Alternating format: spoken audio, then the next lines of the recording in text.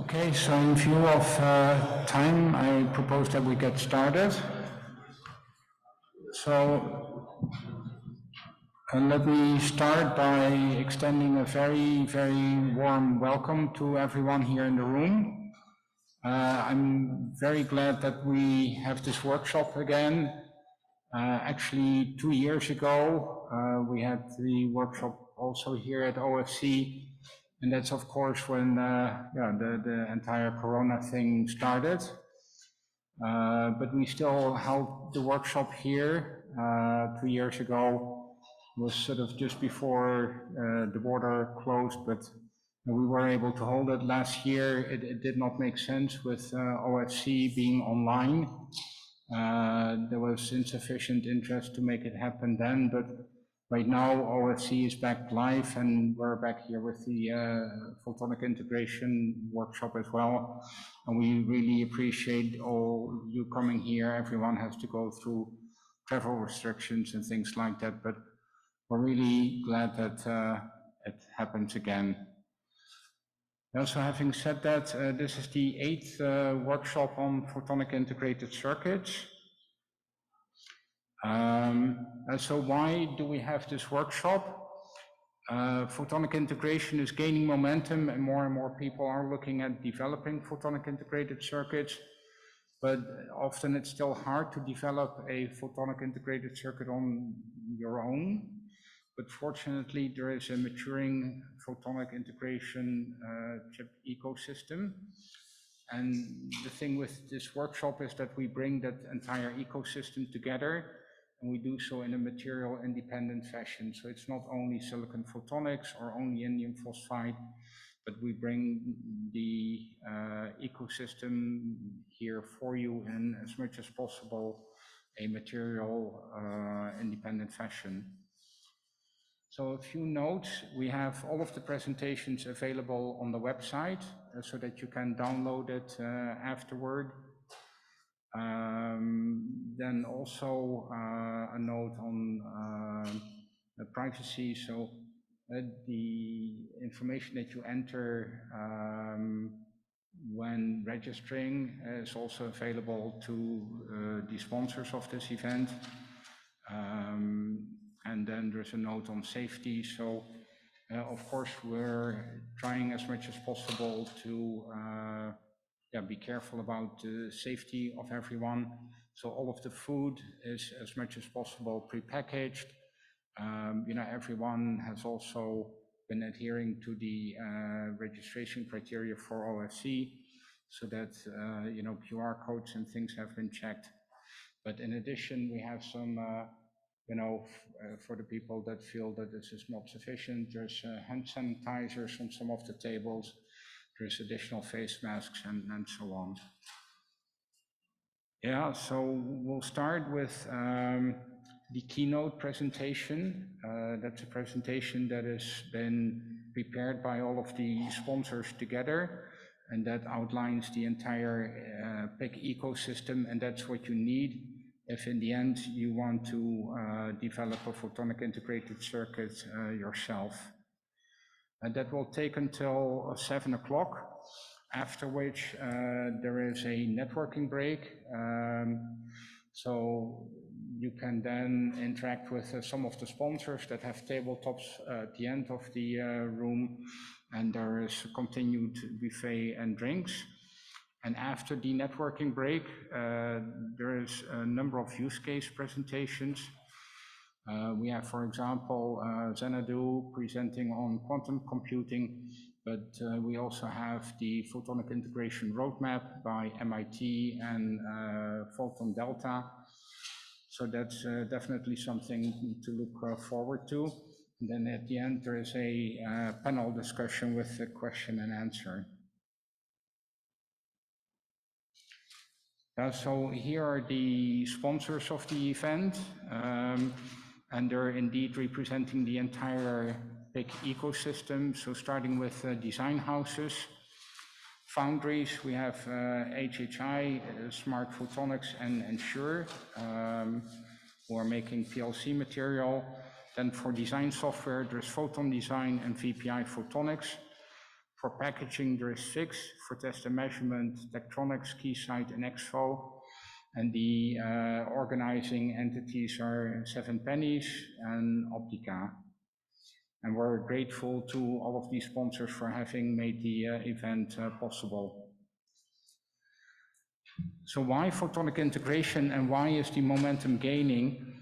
Photonic integration follows to a good degree the electronic chips, and the benefits are obvious in the sense that when you integrate, the functions will become smaller in size, they become lower in cost, and they're also better manufacturable. So if you have discretes, then putting all of these together can also prevent manufacturing issues.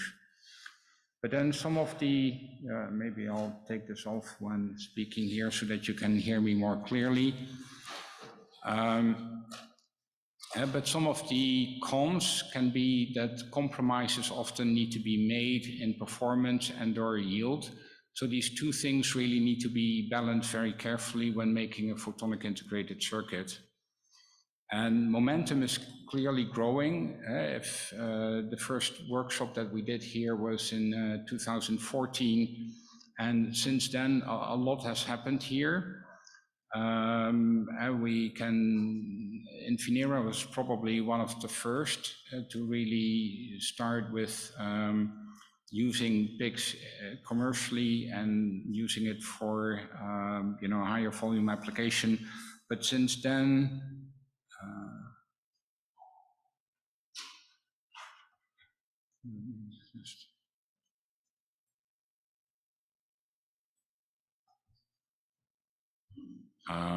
and yes, we have a number of people that are dialing in online, so that has not happened before, but we have people here in the room, and we also have a good number of people that are dialing in for the event.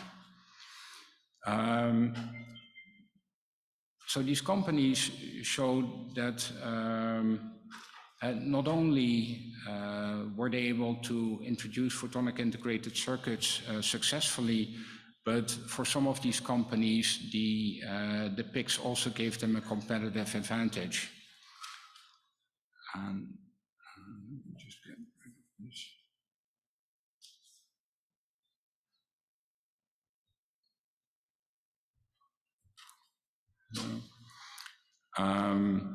And initially this was in telecom and datacom, but it's now also happening for other applications such as fiber sensing, life sciences, military, and test and measurement.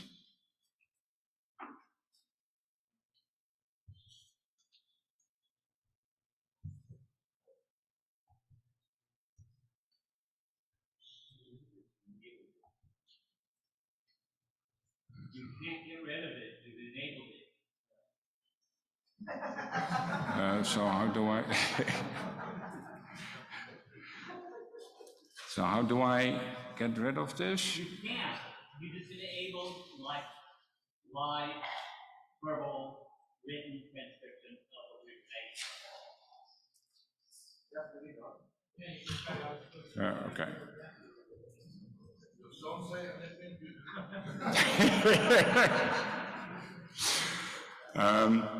So if you want a photonic integrated circuit, where do you go next? So the photonic integrated circuit market is still early and there's room for many more players. But what you saw with, say, in Infinera is that some of these early players had to be vertically integrated. So they have their own fab, their own packaging, and so on. But for many players, vertical integration may not be the right solution. Building a fab is very expensive. And for that reason, fortunately, there's now a maturing and growing PIC ecosystem. And that ecosystem consists of foundries, such as indium phosphide dielectrics and silicon photonics, design software, packaging, design houses, and test and measurement. The ecosystem fits well together. There's, for example, process design kits that are a great example. And there's multi-project wafer shuttles that allow prototyping costs to be shared, and therefore the cost is lowered.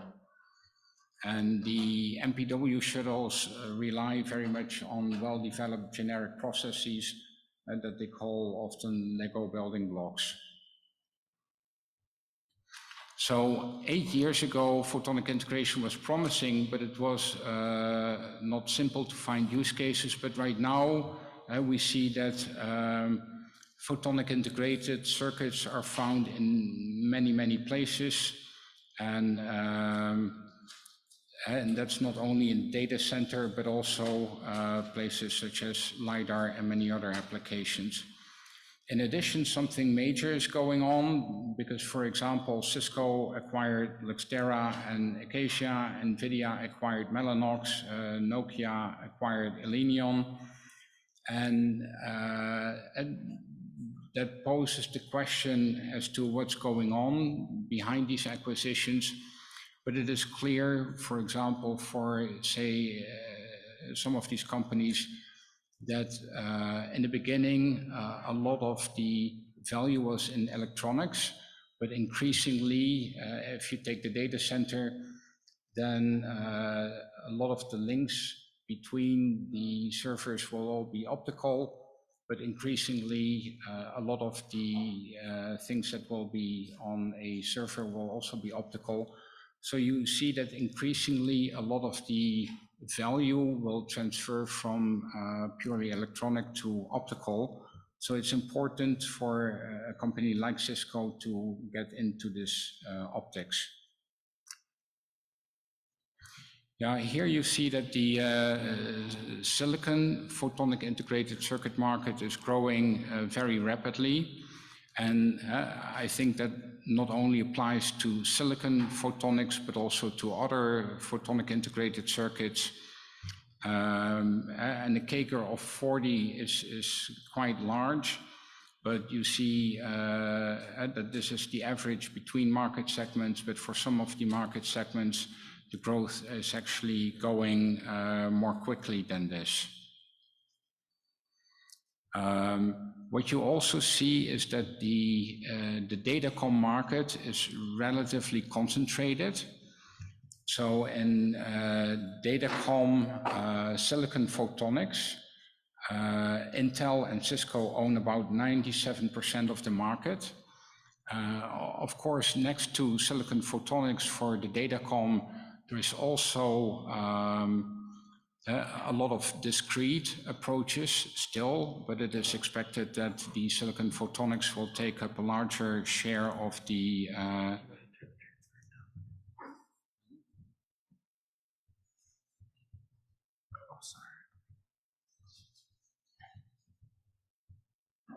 Oh, I have to do it after you're done screen sharing. Excuse me? I have to do it when you're done screen sharing. Yeah, okay. Yeah, there was some hope that we could turn it off, but we'll do that later on then. But if you look at other markets such as sensing, then you see that the ecosystem is much more diverse.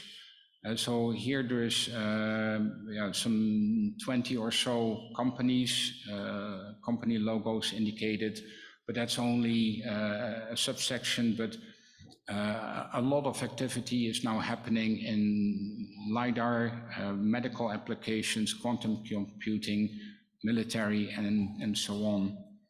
And that's, of course, for a lot of the companies like that are getting into photonic integrated circuits, the maturing ecosystem can be of help.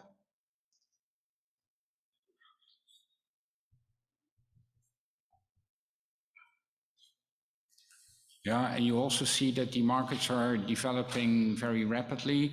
So in, for example, the datacom, things will quickly move from the transceivers to onboard and then also co-packaged optics. In automotive, some of the new developments are the optical phased array LiDAR. And then also in sensing, there is a lot of new applications.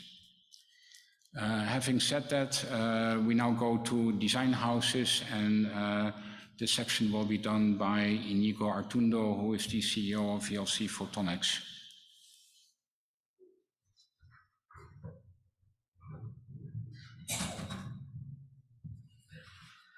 Thanks, Eric. Thanks, Eric, for organizing this, and thanks everyone for joining. It's good to see a good crowd here again after 2 years. So I'm Íñigo Artundo from VLC Photonics, a design house in Valencia, in Spain. If my Spanish accent is not that good, you can now read the transcript.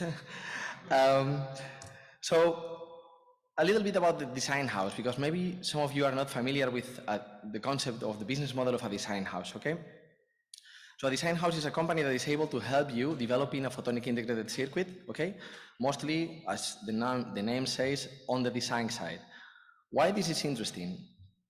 I put here 5 points, which I think are the 5 most relevant points. First of all, usually design houses are quite independent from a material platform or a foundry. So this gives you operation at different foundry partners all over the world, okay? Secondly, because we have been working for all these years, the last 10 years, with many foundry partners, we have done tape out at more than 20 foundries. This gives us a very deep know-how of the design manual of these foundries, how the PDKs compare. We have already signed all the NDAs or the design kit license agreements to access quickly these fabs. So this means at the end, for product development, very quick reaction, very high speed. Also, because we have been using a lot of commercial tools and also our own tools for design automation, it means that you can also save on licensing costs. That is also a significant part of the design cost, okay? Also, we have a big team of designers, most of us PhDs on photonic integration, which means that we have a lot of expertise on the topic, on the technology. This lowers the risk, which is very critical when you are, for example, a startup raising funding, or you're doing an R&D project that has some significant funding behind that. And most importantly as well, we are a company. We try to be as professional as possible. We are ISO 9001 qualified, which means that we try to comply as much as possible with industry standards, and we try to become quite professional in what we do. It's not like academic designs anymore, right? So, but let me ask you something. Most of you are probably familiar with a design house concept coming from electronics, but how many of you think that actually design is only the thing that design houses do? Because do you know that also in electronics, design houses do test as well? Because I think this is very relevant. Design houses also in electronics, they do test. And this means that when you are facing a photonic integration development, you are well aware that packaging is one of the biggest costs, but people tend to underestimate also the cost of the test, right? So it's packaging and test, which represents a biggest cost contribution of the whole development. In photonics, as opposed to electronics, there are not many standards. Everything is very application-driven for every customer. You have to be very careful when doing your designs that are adapted for testing. And usually it involves quite a high NRE, okay? And difficult automation in some cases. And the characterization and test is very different, and it scales quite complicated and quite rapidly when you are doing only R&D or proof of concept demonstrators using maybe MPW runs, just a few dies. But when you move into prototyping, into engineering, you are starting to have like 1, 2, 5, 10 wafers, hundreds of dies, thousands of dies. Things get quite complicated. You start to need automation in the equation. And obviously, when you really do pilot production, you do ramp up for volume, you really need to do wafer level testing fully automated, right? So problems quickly arise. But if you look a bit more in the broad range of activities on the back end, it's not only about testing. It's first of all about back-end post-processing of the wafers. Maybe some bumping is needed for flip chip. Maybe you need some trenching to access the facets of the chips, coating, cleaving, things like that. Then, of course, everything related to the testing itself. So it's not only the probing and measurement, but also the calibration on the tools, very important if you want to have repeatable and comparable measurements between different campaigns, but also all the processing of this raw data that you extract from the chips, right, or the wafers, and all the root cause analysis that you do derived from this testing information, all the reporting, and also securely sharing this data with the customers. Why do you do testing? Mainly for doing die or wafer sorting, or even binning in some cases, and also feedback all this testing information into your designs, right? To build compact models and do eventually circuit simulation. Very much associated with the testing, it's also the carrier development, where you sometimes need to test these chips on, right? The carrier design, like PCB or ceramic carrier design, die bonding, wire bonding, flip chip. And I'm not talking about packaging. This is really associated to the testing side of things, right? And also another thing that many times it's underestimated, it's everything that entails managing thousands or tens of thousands or even higher volume of chips, right? And just only the idea of the identification of all these measurements in the databases, all the shipment logistics, things like export controls that are becoming really critical in our global society. All these things are quite complex when you really scale up. So you have to do, as a company developing PICs, you have to do some cost and time to market considerations.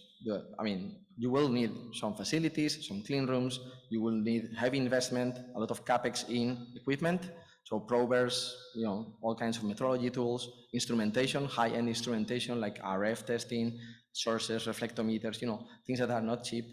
And of course, you need personnel, which is one of the most valuable resources nowadays, right? It's not only hiring them, but it's also keeping them and also training them over the years. So those are the kind of things that we are also doing at VLC Photonics, not only strictly design, but also test. I show you here a few things that we are lately, the last 2 years developing. So we are able to do fully automated die, bar, and wafer level testing in a thermally controlled chuck for 4 to 12-inch wafers. We can also do not only optical probing vertically with vertical grating couplers, but also edge coupling, wafer level testing, so by digging some trenches and accessing these trenches from the sides. And of course, electrical probing, like DC and RF, we are able to reach 50 gigahertz, and higher-end instrumentation is coming as well. We can also do that for 1550, 1310, and for some biophotonic applications or quantum applications, we are also able to do that in the visible wavelength range. Okay, and sharing, of course, all this data with customers and doing all the little assemblies for testing. So as a summary, well, this is what we do. We do consultancy, design, and test, so providing services for the development of photonic integrated circuits. We are now 18 people, 2 more people are joining in April, so we will be 20 very soon. We have been many years working on photonic integration. Most recently, since October 2020, we are also part of the Hitachi group. Okay, so we remain independent, but we also provide all our services together with the Hitachi group, which is able to help also on the ramp up for volume production. We are very experienced in all material platforms, indium phosphide, silicon photonics, nitride, PLC. And yeah, we have been also developing a lot of designs, design IP, design modules, and also nowadays also backend services. So please pass by our booth if you have any questions or you would like to see our latest developments. We are exhibiting at 5324, and yeah, you will also see all the things we have here. Thanks a lot.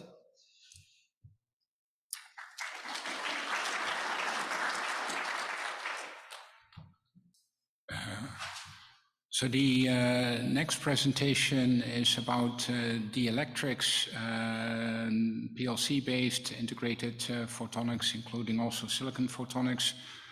The presentation was made by Carlos Barragan from Ensure, a company in China, but he could not come here due to travel restrictions. I'll present the slides on his behalf. So to start with, you see an overview here of different materials that can be used for photonic integrated circuits. So you see PLC, silica, and then silicon nitride, silicon photonics, of course, indium phosphide, but also lithium niobate and polymer. And it seems that there is a large variety here, and all have their advantages and their drawbacks. But it looks like things will be similar to what you see in electronics. So for example, in a cell phone, you will have BiCMOS, you will have CMOS, you will have either gallium arsenide or silicon germanium. So there's room for all these different material systems. Lithium niobate is still growing in demand, and the same applies to many of these other material systems. All of them also have their respective advantages for different applications. So silicon photonics can probably well be used in many different applications, ranging from long-haul coherent to data center, but also in 5G, automotive sensors, and medical. But you see that there's also room for indium phosphide, silicon nitride. We've had a number of presentations here, previous sessions from, for example, Lyonix or Ligentech, and a lot of their materials are used in military and or life science applications. But glass and silica are also very much in use. For example, in fiber to the home, pretty much all of the splitters that are used in fiber to the home are based on PLC. This is the photonic integrated circuit roadmap, and you see, for example, that for optical communication, things have been moving from transceivers slowly in the direction of co-packaged optics, but similar developments are also happening in LiDAR, healthcare, consumer electronics, but also in quantum computing, where we have a presentation later on in the use case section. So if we can talk for a moment about PLC-based splitters and the market, these splitters have actually been very popular. So again, most of the splitters that are used right now for fiber to the home are all based on PLC material. And that's due to their very low insertion losses, but also to their low cost point, which is critical for fiber to the home.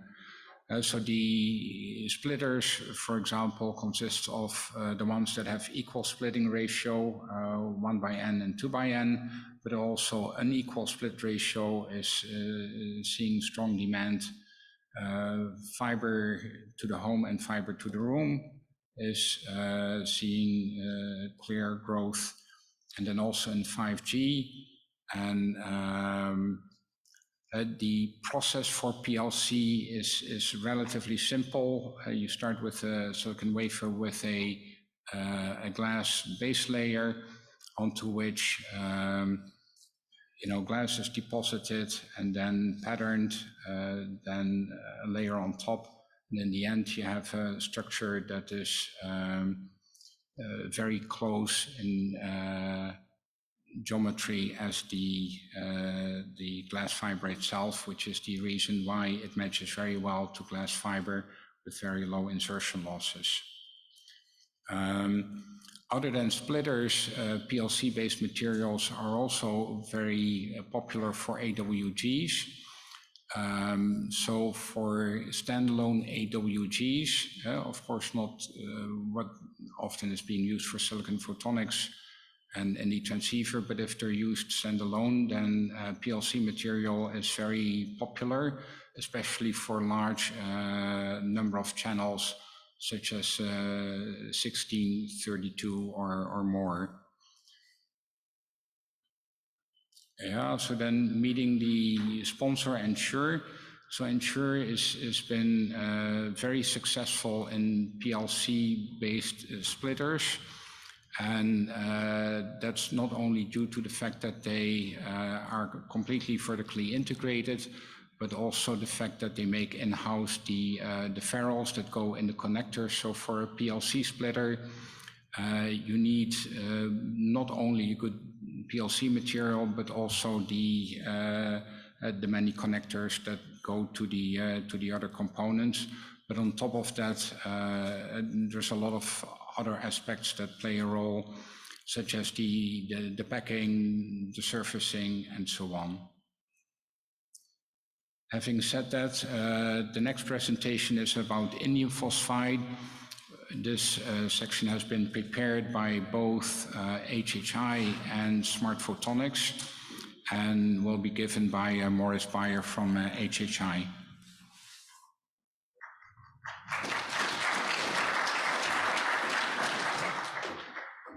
Hello. Thanks, Eric, for putting all this together. really nice to give this sort of presentation again, not just talk into a camera anymore, I have to say. I do enjoy that. Okay, indium phosphide-based integrated photonics. As mentioned, the slide deck was put together not just by myself, but also by Spiros from SMART, who unfortunately could not make it, but there are people from SMART in the crowd. Maybe you want to raise your hand just real quick. So if you have some questions for Stefano or Stefanos, they're here. Right, why is indium phosphide indispensable? And it really is. Historically, the market share of indium phosphide in transceivers and similar market segments has always been high. And actually, if you believe the light counting reports over the last couple of years, they always projected to grow, and so far it did keep up more or less with those projections. That holds both in telecom and also datacom. Of course, datacom getting more and more important. Obviously, people need more and more actives, and as we saw in the session starting Sunday, coherent is really something that is going to be more and more important for shorter and shorter reaches, and that is really one of the inherent strengths we believe of indium phosphide. Now, in the previous presentation, we saw some comparisons between indium phosphide and other technologies like silicon in terms of cost. I think there are some myths to be debunked when it comes to cost and scaling of cost of indium phosphide. Inherently, I believe there's no reason why indium phosphide dyes should not be able to scale in terms of cost like silicon does. On the other hand, though, the upfront invest tends to be much, much lower in indium phosphide. So if you believe that no matter what, silicon is always going to be cheaper, you just did not place an order yet for one of the current nodes in silicon. Also, apart from that, you know, the material cost is one thing. The actual optics, like the actual transceiver costs or package costs, are really dominated by the package most of the time in photonic, right? That's what those two pie charts here are trying to illustrate. So, as opposed to electronics, where most of your cost is the chip, in photonics, that's the other way around. So anything you can do to address this, to make assembly and packaging cheaper, is going to be good for you. So if you can do monolithic integration, which is very natural to indium phosphide because the actives come for free on chip, that is good in terms of cost. But no matter which way it goes, the pie for all technologies is just getting bigger and bigger. So even if one slice gets a bit smaller or bigger, the compound annual growth looks pretty rosy. So what are the key trends that I want to talk about in indium phosphide? Well, first of all, there is an O-band platform launched by SMART, and HHI has very similar plans. As I mentioned, coherent shifts into the data center, or is going to shift into the data center pretty soon, it seems, maybe at 800, maybe at 1.6. And those devices will have to operate at some point anyways at 100 gigabaud. And that is, well, those high frequencies are something that are pretty feasible in indium phosphide. Also, we see quite an uptake in quantum technologies, and that's also because of the inherent active components monolithically on chip, something that comes pretty natural to indium phosphide-based devices.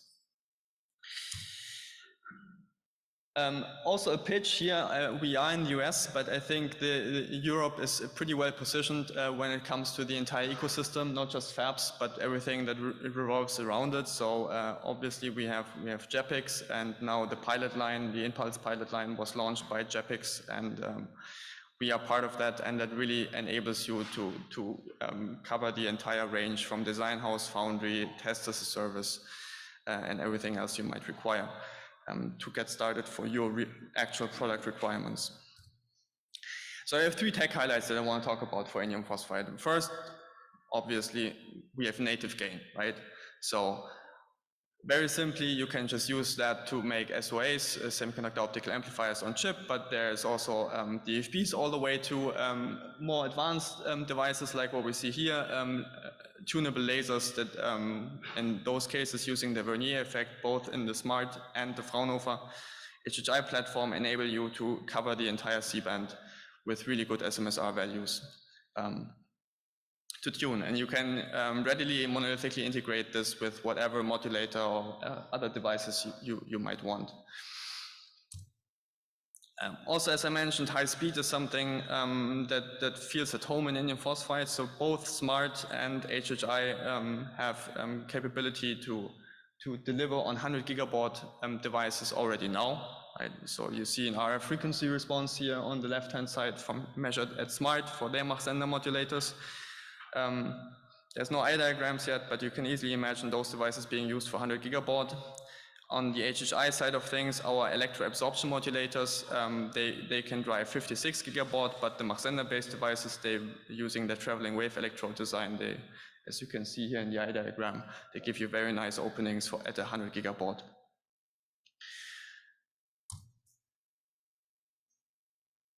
Oh yeah, this slide is animated. And then the last tackler highlight is the O-band, right? So there's two big use cases that we see that made us somewhat pivot. So us being the foundries, SMART and Fraunhofer HHI, not just HHI, towards O-band. One being passive optical networks, of course, happening mostly in the O-band, and the other one, obviously, the data center, intra-data center interconnects. And here we really see that indium phosphide can play a crucial role bringing the cost down, right? If you talk about those applications, it's just cost, because the volumes are so high. Indium phosphide has no problem, I want to say this very clearly, in delivering on those volumes that you need in both those applications. But because it is monolithic, it offers the opportunity to really get the cost down, because you don't want to spend too much money on the package when you have to deliver those things for very low money. Right, so one slide each for the two sponsors, first being HHI, the one I'm affiliated with. I would love to invite you to our welcome reception at 3 p.m. for free beer, but that already happened, so I hope everybody was there. That was quite nice, but tomorrow you can still meet us at our booth. It's 4331. At HHI, we actually have a very long-standing track record, not just of state-of-the-art demonstrations and papers like at conferences like this one, but we actually delivered components to real companies that really operated them for 10, 20 years in the field, mostly incoherent. And 5 years ago, we started our open access foundry, and by now we have well over 100 different designs that were fabricated in the scope of this foundry.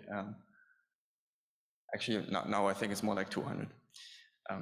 We also offer some rapid prototyping assemblies. So, I mean, if you want to scale up your packaging, you have to go to one of our partners. That's exactly what the pilot line is for.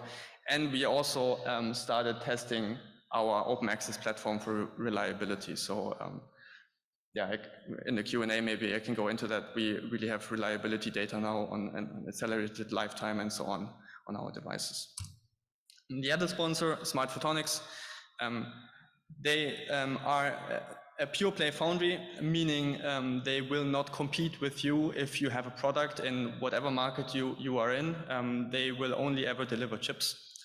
And so, yeah, that's basically what a pure play foundry does, right? They have a standardized validated PDK. They actually just released their so-called Gen 2 PDK, but for more on that, you have to ask the guys from Smart. And they really are serious about volume and bought a lot of equipment to scale that up and are ramping that up right now. And you can also meet them on the exhibit floor here at OFC. Yeah, with that I conclude.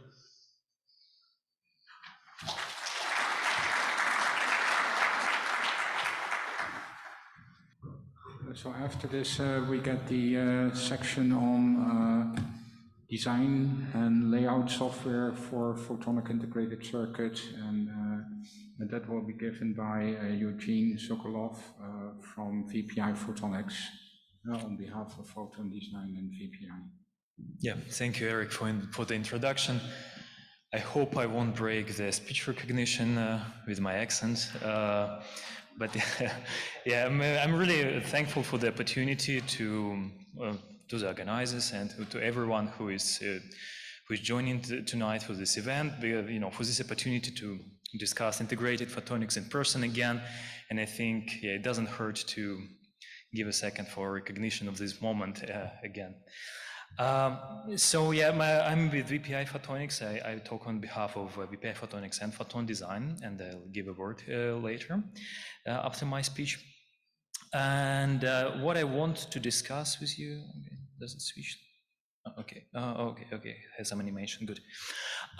So it's just to discuss how the design workflow looks like from the software perspective, right? And how software could help the designers to achieve their goal. And basically the goal is always the same, right? To get your idea into the product, right? And so there is a pretty much predetermined set of excuse me, procedures which you need to follow in order to succeed here. So you start with an idea, you come up with, you study your application of interest, you come up with system requirements, design specifications, and then you go to some abstract architecture, right? Which afterwards could be simulated with a circuit level simulator, system level simulation tool, or with device level simulator. And here you have an opportunity to study design alternatives, right? Technology alternatives, optimize your component parameters, and what is also important, and we'll talk about this, investigate fabrication tolerances. Moving forward, either automatically from your circuit or from scratch, you come up with a layout, and this is more physical representation of your idea. So you actually account for geometries and fabrication layers here. You check for the design rules, if it could be fabricated, come up with GDS mask, which is further sent to the foundry for fabrication. Last but not the least, it should be packaged and tested.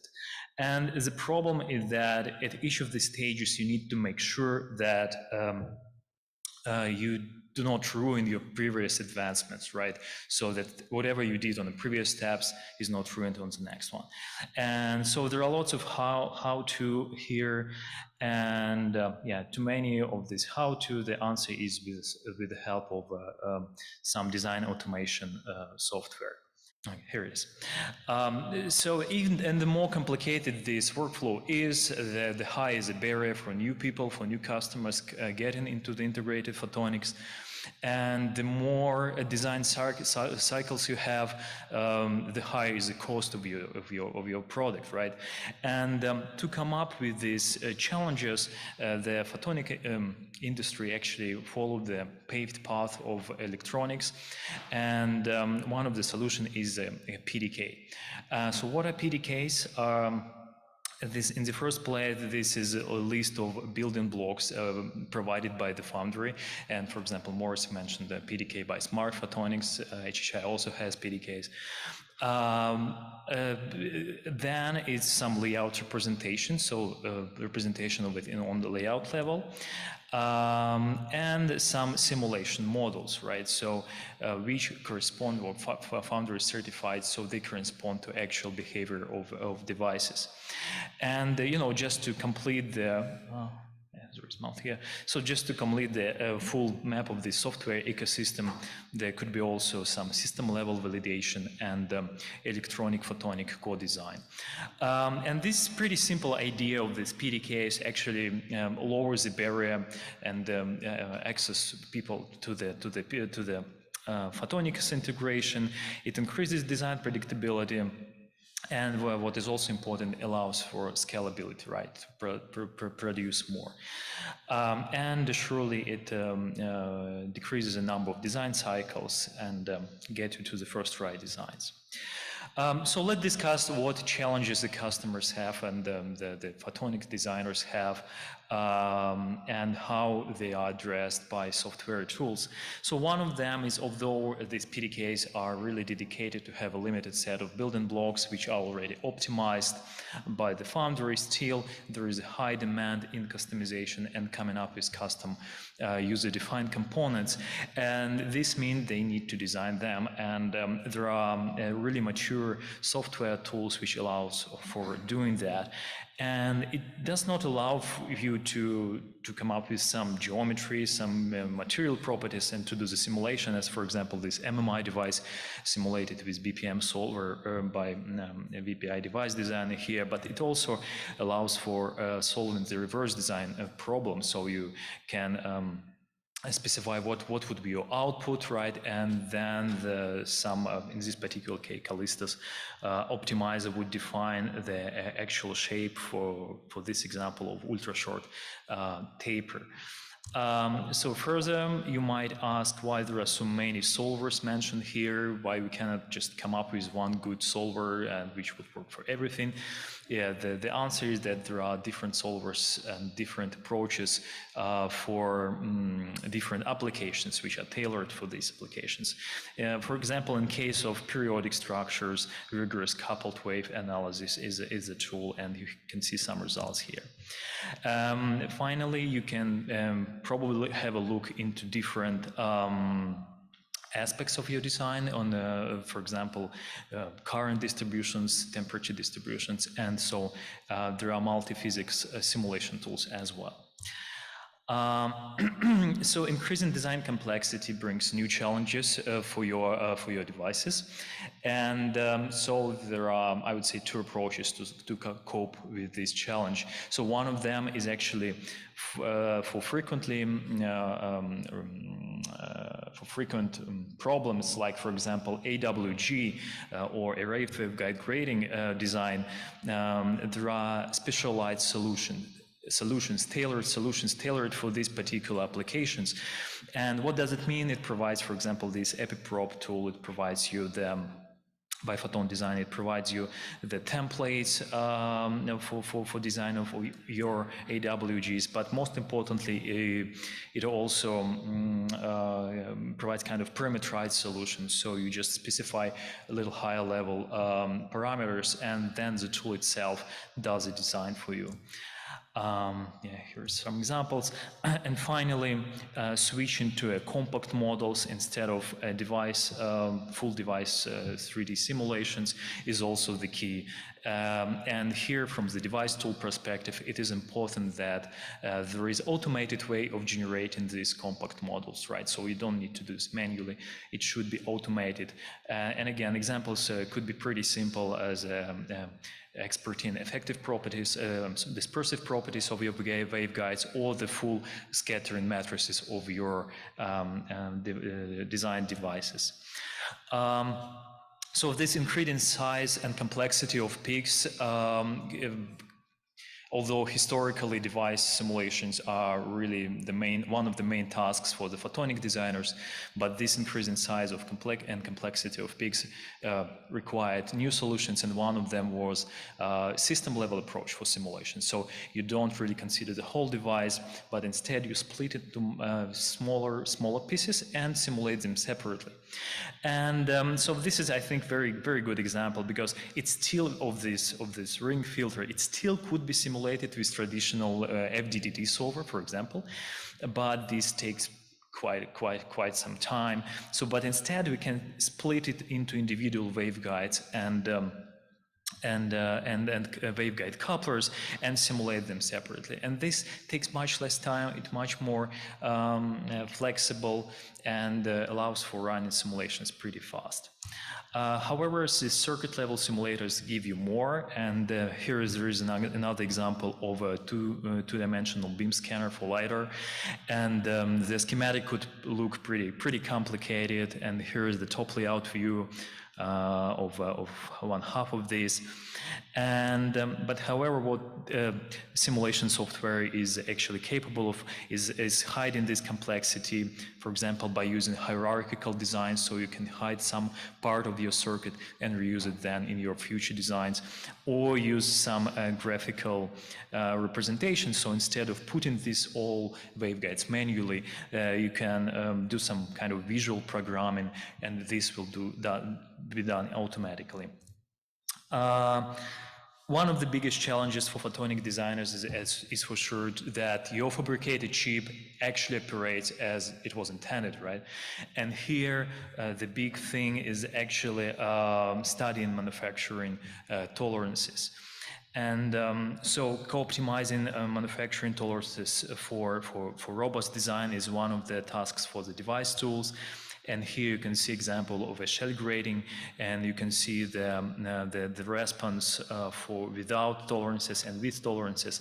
And obviously this will lead to some additional crosstalks between the channels, and this should be accounted for on the stage of the design. So further, there are some photonics knowledge brought into the electronics world and vice versa. So layout tools allow for generating reliable designs using tools like Calibre, for example, which is well known in electronics, and the same approaches are used for photonics. So circuit level tools, on a circuit level, it's also very important to study these manufacturing tolerances.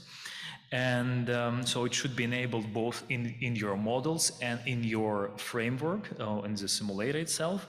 So here we can see example of simple unbalanced modulator here, and here on the right we can see the regular, pretty standard response of this interferometer. So once we actually add fabrication tolerances, we can see that the results are, and running the simulation for 1,000 time iterations, we can see strong fluctuations of the performance. Although for free specular range it's not that significant, but for the resonance frequency it really is. And standard solution for this is actually adding some either thermal-based or electro-optical phase shifter here, at least in one of the arms.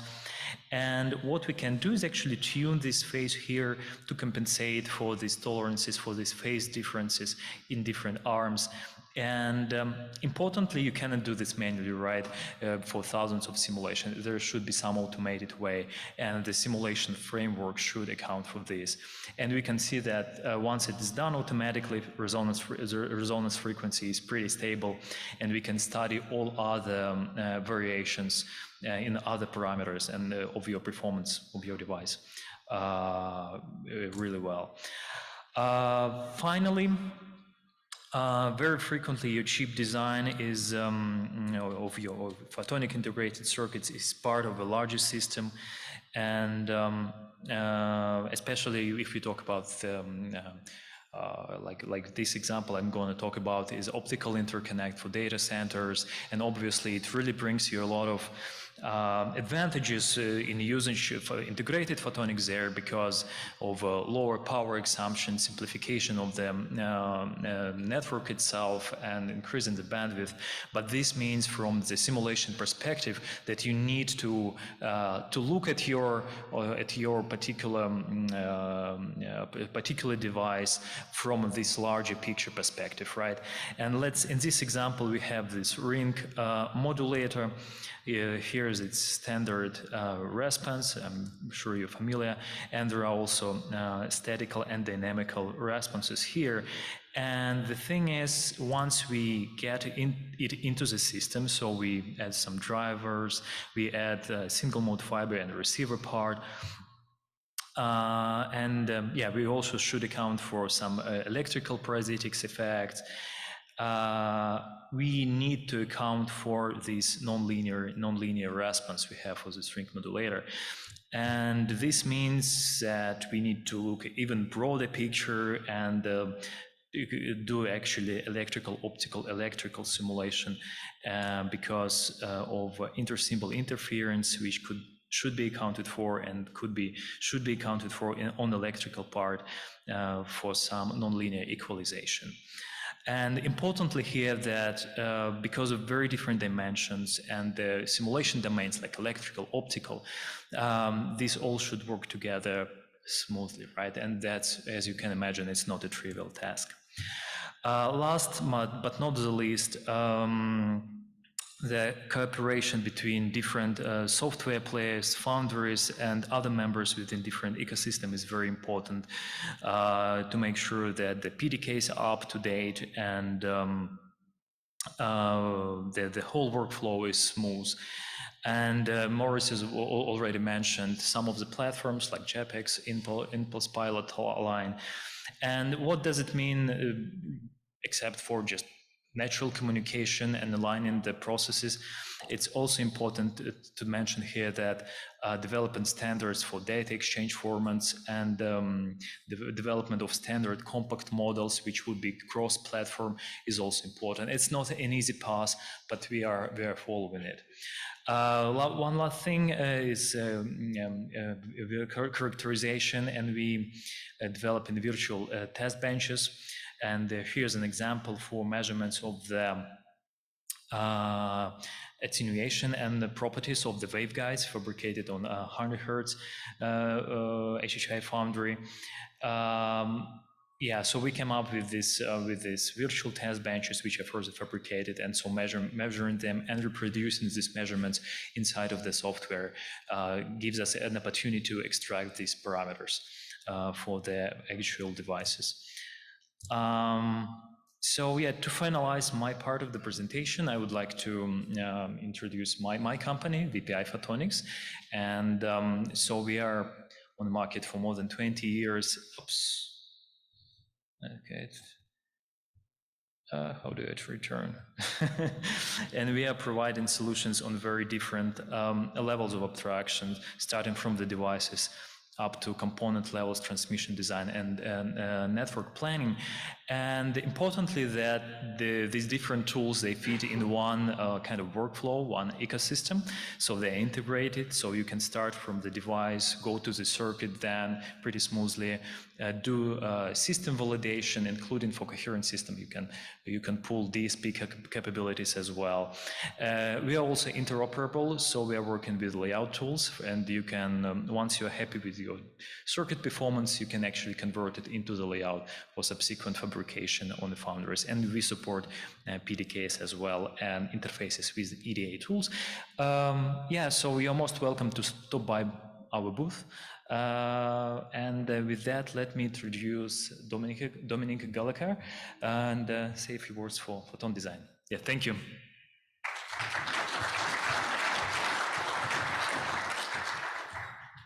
Hi, folks. Yes, how do I get to the next slide? Oh, there we are. So my name is Dominic Gallagher. I founded Photon Design actually 30 years ago last month. So yeah, I've seen a lot of things coming and going. I've seen our industry grow from a minor interest to a huge industry that it is today. I have seen giants form and die, and new ones form from their ashes. So it's been quite a journey, really. So our software is now used by most of the technology giants around the world. And when I say technology giants, I'm talking about not just photonics companies, but the technology, the household names that your uncles, your kids, and your parents know. And that's a fantastic sign of where our industry is.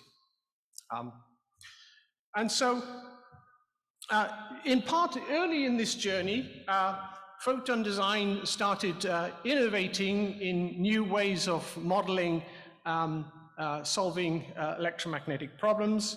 And in part of that journey, we invented the first practical eigenmode expansion tool, which turned out to be really ideal for silicon photonics. So we were there right at the beginning of the silicon photonics modeling journey. Right fairly early on also in our development, we got involved also in active photonics. And in other words, modeling laser diodes and so on. This is a really important part of what we do.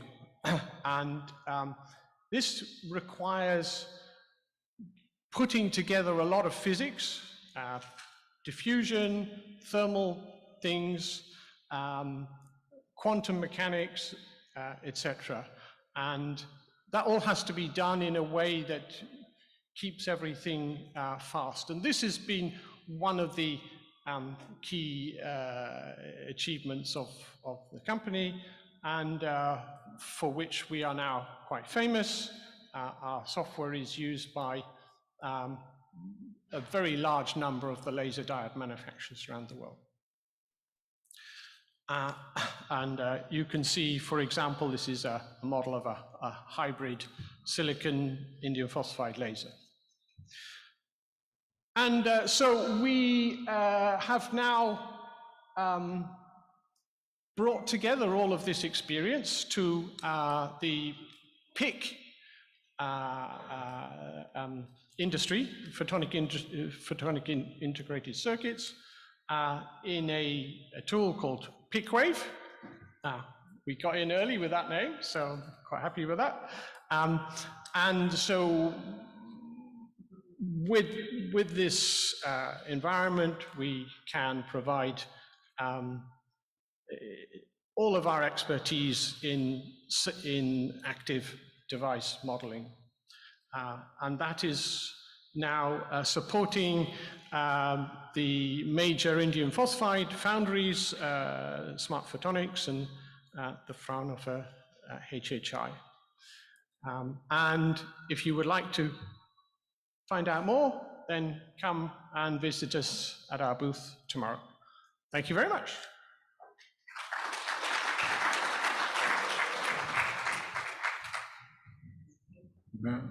So next comes the packaging section, which will be done by PICs. So that's Jeroen Duis will present the packaging on behalf of PICs. So thanks for the opportunity to have a speech over here. I hope I can keep everybody awake for this exciting area. Within photonics packaging, it was mentioned already several times this evening, packaging is too expensive. And I'm going to elaborate a little bit on why it's too expensive and how we try to solve it. So the PIC by itself is not a product. So the PIC itself in the end needs to be interfaced with fibers or either with free space coupling, depending on the application where it's being used for. We need to integrate it with electronics, so drivers, transimpedance amplifiers, DSPs, whatever is required. All these components are heating up, so we also need to thermally stabilize a chip with thermoelectric coolers. We need to make sure that mechanically it's stable, and depending on the application, we also need to make it hermetic. So we need to have hermetic feed-throughs into the components. If you're looking to that, the assembly cost then is like 60 to 80% of the overall cost. The chip is far cheaper than that. But if you're looking and we are separating it, then you have the bill of materials and we have the process and assembly cost. And the bill of materials is harder to tackle than the processes. So processes, we're really focusing on automating the different assembly steps. But the bill of materials, if you choose the same materials and the same material stacks, you will end up with the same cost. Especially if you're also looking to hermetic feed-throughs. In the early days of photonics, you had a single fiber that needed to go in and out, and you could laser weld it and it was fixed. But if you're looking currently, we are making a lot of modules that contain polarization maintaining fibers with channel counts up to 128 channels. And if you need to make those hermetic with low stresses in a feed-through, that's of course an expensive part to manufacture. Also what we are seeing is a lot of people want to have a module, but they are focusing all their effort and design time on getting a very nice photonic integrated circuit. And once the circuit is in the fab, that's when they go around and they state, we need packaging. Can you package it since you're looking forward already to the application? But there's a step in between, which is about the module design. You need a 3D design of a model. You need to do dry runs to validate that you're also from our end, that the machinery is not crashing into your expensive chip and that we can make a good part. In the end, it's also NRE versus volume. And it's a step that sometimes we are forgetting. the silicon industry, so not silicon photonics, but the electronics industry, if you do a wafer run, you're paying millions of euros. And if you're going to do for a packaging run, it's very logical there that you're paying like a 300,000 euros for like the molds that you're using for overmolding and making something very low cost. In photonics, what we are seeing is like first you're focusing on the chip, then you're focusing on the prototypes, and then like we're expecting that the pricing magically will degrade over time if we're scaling up. But there's like an investment step that needs to happen there. So what we are typically doing is first focusing on characterization packages. So similarly, as Inigo was stating already earlier, we need to have something where you can test your chip that is easy and convenient, that you can still access it, maybe access it with a microscope. You want to be able to get your first devices from the optical table so that you can show it around within your management team or up to investors so you can continue your developments. So we have different flavors for it. So we developed one version within PICSAP, so that was an EU-funded project, and we have one version that we developed together with Lyonics. We have a design guideline, so you can just download it from the internet, and it's already for the chip designers. That's like a first step in like how to do the layouting of your chip to make sure that it's easy packageable. And that, for example, we don't end up with like electrical connections and optical facets on the same side of the chip, but that you're really trying to separate that. If you're looking to the process flow, when we make a module, we always first make a 3D model so that like also from us and the customer, we get agreement on what you're going to expect, what can you get. We do like a process flow so that we know what kind of process and what of sequence are we going to use when we do the assembly. The dry run is something we are doing with the tool heads already in the 3D CAD model to validate that we're not crashing into the chip or onto the component and that everything will be fitting together. And when we do a design, when we do a PCB design, we also do like a design freeze. So that's the moment where we are ordering the materials and we make sure that we are preparing. The good news is that all these things we can do already before the chip is coming out of the fab. And I think if you're thinking early about like when you want to do the packaging, we can be well prepared. And when the chip comes out of the fab, it's just a few weeks before we can turn it around and make sure you have your devices back. Looking to the challenges during the scale-up, well, we see a lot of density on the chip, which is much easier increased than it is on the printed circuit boards. So for example, on a chip, if you want to have a bond pad pitch of 100 micron, the PDK would always state it's applicable, it's possible, since the foundries only focus on like, can you separate the gaps when you do the etching steps, for example, but they're not thinking like, how would you look further doing the packaging? When we get these chips back, sometimes the bond pads are all over the place and people want to have it flip chipped, but they are not having flip chippable bond pads. If you place the bond pads very close to each other, like how do we make sure that we can wire bond it out to a printed circuit board that only allows for 300 micron pitch?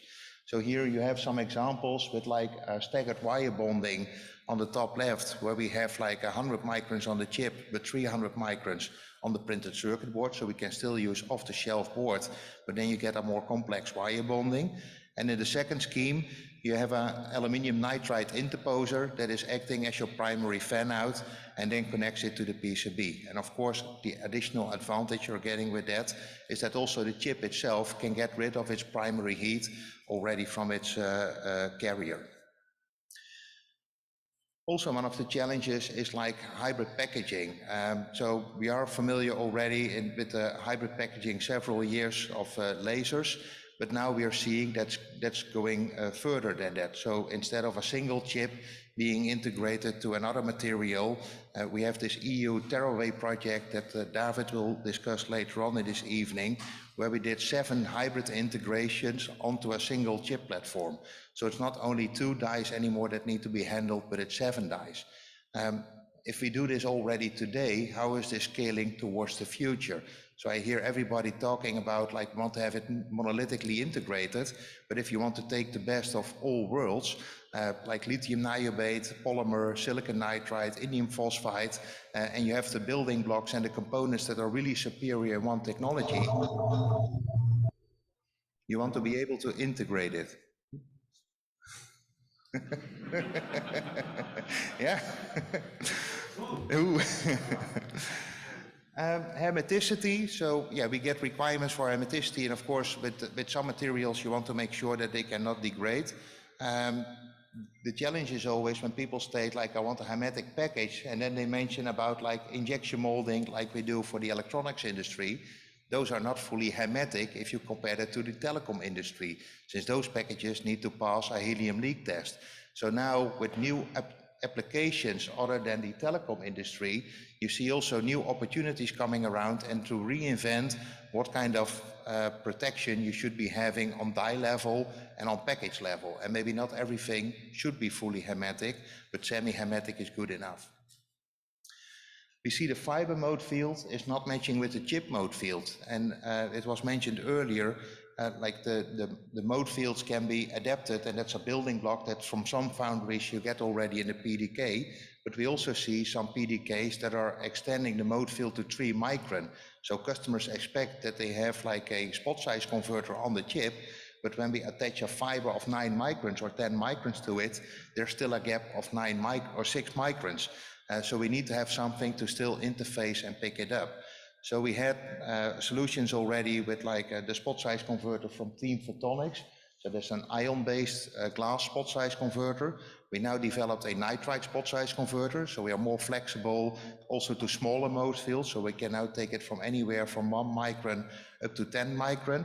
We have a collaboration with Nanoscribe to write 3D printed lenses on the front facet of a fiber. But of course, if you're looking to that, you also have UHNA fiber. And there's way, way more. So we have free space optics, photonic wire bonds, which is a very nice technology if you want to build multiple chips next to each other. We have the chiral photonic solution where you really make like a photonic lantern and keep all the cores close to each other.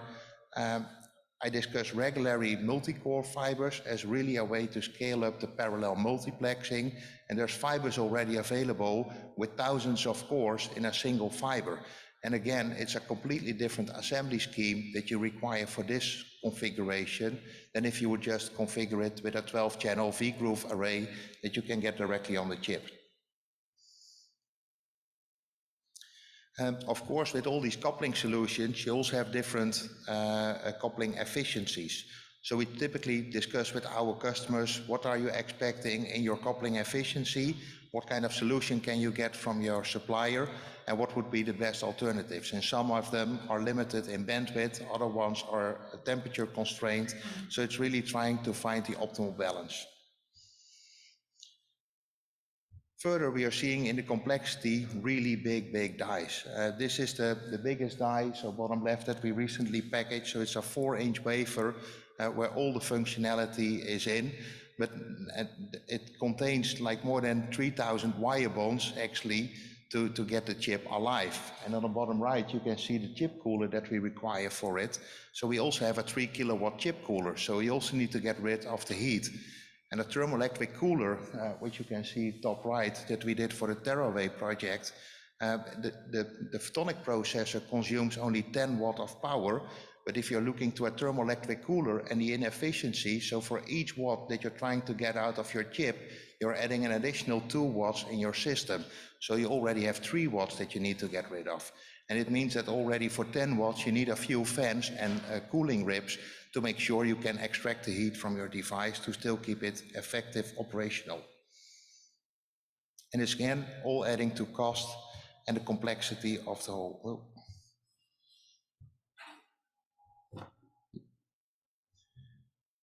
So here I show a nice video about the hybrid laser assembly, so you get a glimpse and an idea of like how such assembly process is working.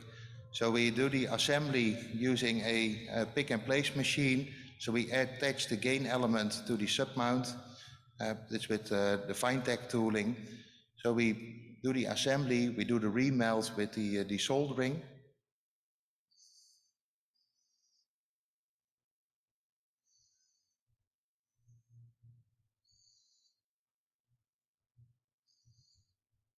and we put them in gel packs, since like currently the equipment, on one side we want to go for high volume production, and then you basically are looking to conveyor belt kind of systems. But for now we see a lot of hybrid assembly, so you really need to go from batch to batch and to make sure you can get your components from one machine to another machine.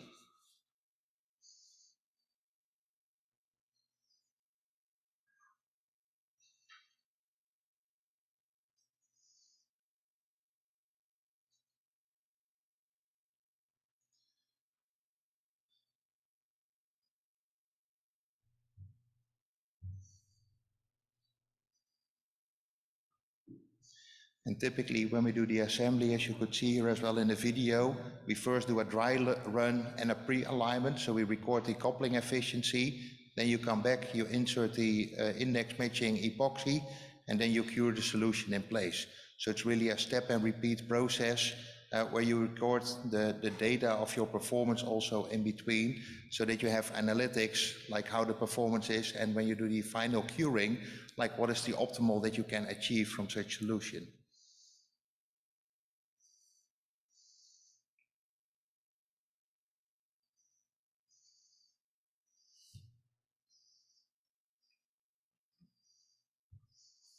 So with this, I would like to conclude it, since the sooner we can go to the beer, the better it is for me. So if you want to meet me later on, I'm still around at our booth, and probably you will recognize me with my very blue shorts, so see you around. Thank you.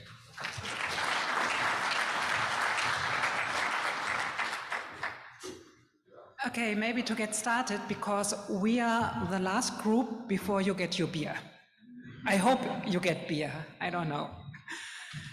You talked already about design, validation, packaging, manufacturing, and all the stuff. But that's not sufficient. You need to test the stuff as well. And here we have the contributions from Tektronix, Expo, and myself, I'm covering Keysight. And as you might see, the presentation is supposed to be done by Brick Essay. Unfortunately, he needed to be last minute somewhere else, so I cover for him. You heard already this evening several accents. I will add a German one to it. I hope you can understand me, right? And I'm really proud to cover the presentation for my colleagues here as well. Let's get started with Expo. As you can see in the middle of the slide, that Expo is covering along the life cycle all critical parts, from the design down to the system use. With all the different products like an OSA, a switch, tunable lasers, they are providing a modular platform, and it's very important from their perspective to have an accurate, repeatable, and fast measurements. This can be done with the active components, passive ones, hybrid I/O components, and as well the performance testing for these components. You see here in the right corner a prober there, so they have a partnership with MPI, Aerotech, and EHVA, HPE, and others, so that they have a full turnkey solutions and custom test solutions as well, containing hardware, software, and the process. Here you had in the lower corner over here, you have the tester again. If you dive into that one, you see the PIC, and you see as well that you require optical and electrical connections over there. That makes the overall testing quite complicated, because typically you have knowledge in either the optical or the electrical part. Here we come and get together. We have typical instruments there as well, like the CTP10. We have tunable lasers over here. We have sources and current meters there, in addition to the probes and the station. Everything is connected via a communication bus, so that everything is working together, optimized. The Expo solution provides automation as well. As you can imagine, testing such a probe and a PIC is quite complicated. You see here the different instruments at the bottom, combined with an optical switch, so that you can perform the different measurements. Again, you have the OSA here, you have the optical switch and other instruments, like optical sources and the optical spectrum analyzers, and not to forget the optical power meters. Moving over to Tektronix with the focus on optical R&D. Oops,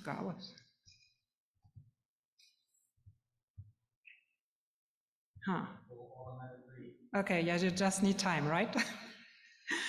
Quite important is that the focus is here direct detection, optical signals, and here buzzwords are the TDEQ, TDEC measurements, SNDRs. We have optical and electrical standards. One electrical standards about here is the CK. You require optical and electrical BER measurements and symbol by symbol error identifications. You need a very robust clock recovery at all rates with highest PLL loop bandwidth.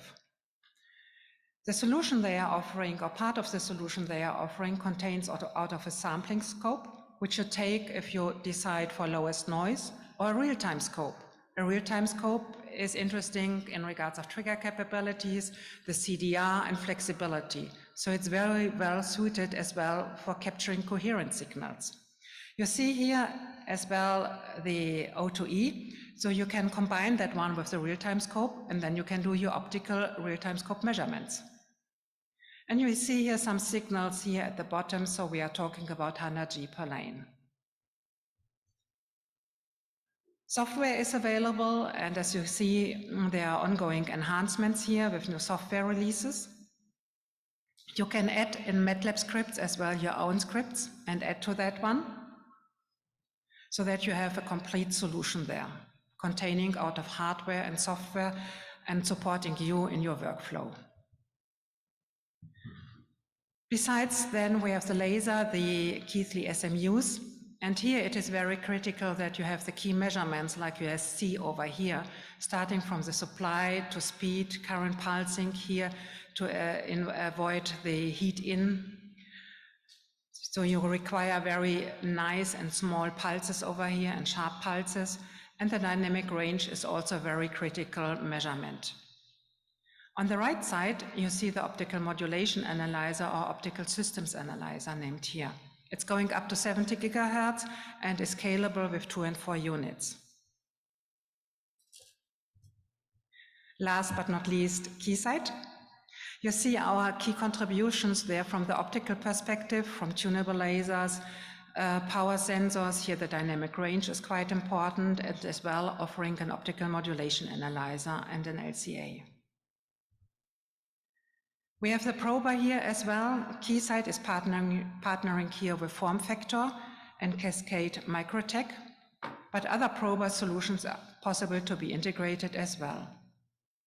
You see here the instruments from the previous page as well, the LCAs and the optical modulation analyzer.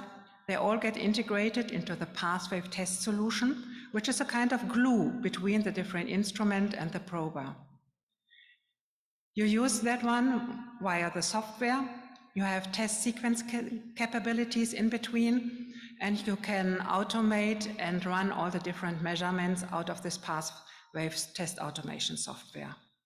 You can integrate that software as well in your own software, or you can add your software to the pathwave part. All of us are on the booth available, and I think I believe everybody of us is super happy to see you there at the booth and answer your additional questions. That concludes my presentation, and I think it's time for a beer, if I get it right. Thank you. I also know. I hope there was lots of people. So it would be nice if we had beer, but then I think we rely on Beate to have brought us beer from Germany when coming here. Beate, did you bring any beer yourself? No, I thought about grape, and as a German you think about beer, right? Yeah, it's a Dutch also, but... Maybe next time when Germans have to make a session, so let me have some beer. Yeah, that sounds good. So we have break now. Yeah, so we have a networking break now. There's some more food at the back for the people that have either not had yet or that need to load up on more. There's tabletops at the end from a number of companies so that you can interact with them or get more information, talk to each other and network. But at 7:40, we will start with use cases. So we have 4 very interesting presentations. One is about the photonic integration roadmap that was developed by about 480 people and was organized by MIT, AIM, together with Photon Delta, really showing where photonic integration technology has to move. We also have Xanadu about quantum computing, and then there is a presentation on programmable photonic integrated circuits and also on a next generation mobile. So grab some food, talk to each other, and then we'll reconvene in about 20 minutes.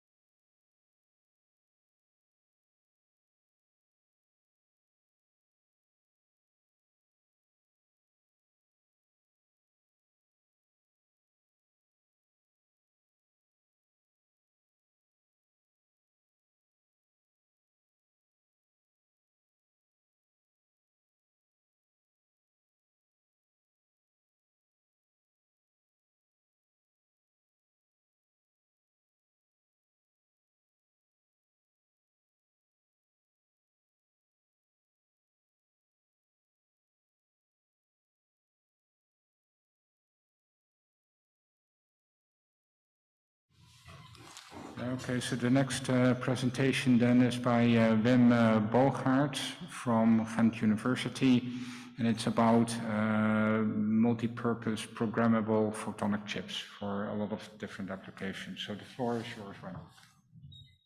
Okay, thanks for staying so late. It's a pity that the transcription software is no longer running. That would have made for some wonderful jokes like, Siri, please kill all the lights. And then everyone at home would.